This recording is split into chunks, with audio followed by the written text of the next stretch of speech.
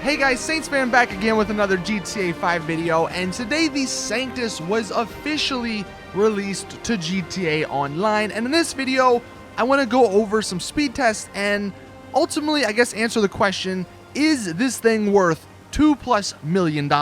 So if you enjoy and find this video helpful, it'd be awesome if you could leave a like and then subscribe for more awesome GTA content. Now, earlier this week, I did a speed test on the Vortex, and in that video, we found out that the Vortex, at least compared to the other motorcycles, is not better than any of them. The Akuma, the Batty, the Hakuchu Drag, all of those are still faster than the Vortex.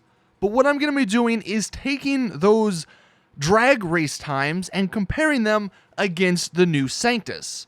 So if you do remember from that video, the Vortex on this quick little drag race got a lap time of 23.137 seconds, which isn't bad.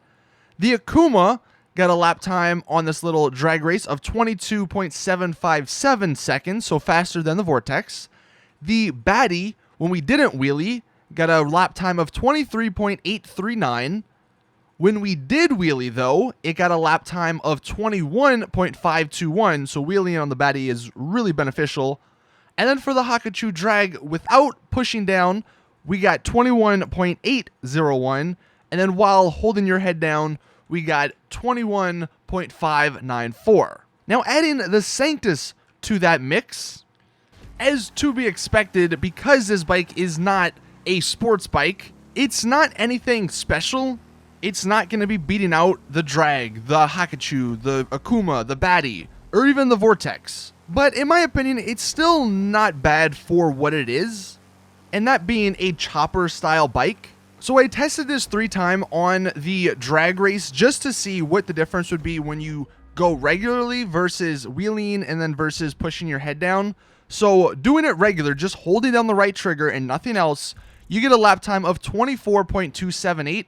So that's obviously a little bit slower than all of the other bikes that we just showed, but still, at least in this short little drag race, that's only 0.5 or so seconds behind the Vortex and the Batty when you don't wheelie. So again, going on my point, it's not too far out there. Now, you'll see it's still not good for racing. I would not go into races wanting to use this bike and expecting to win, because that's not going to happen. But for free mode, at least, you're going to be on par with some of the other stuff.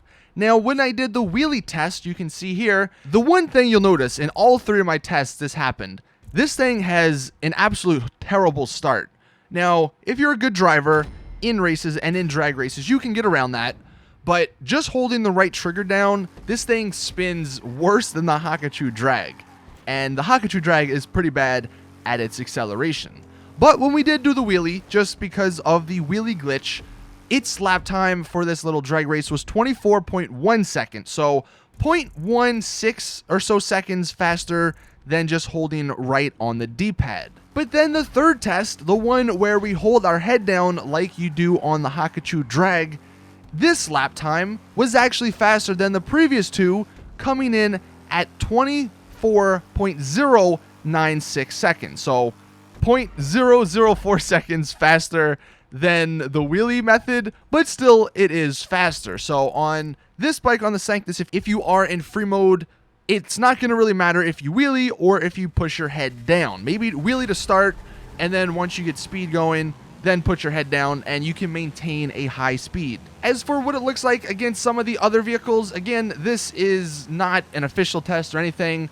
We just have a bunch of vehicles here. We have the Hakuchu Drag, we have the regular Hakuchu, we have the Batty, we have the Zombie Bobber, I believe, in here. And you can see, like the lap time suggests, the Hakuchu and the Hakuchu Drag, those just smoke every other bike out. And, when the Hakuchu can wheelie, that's not even a fair comparison.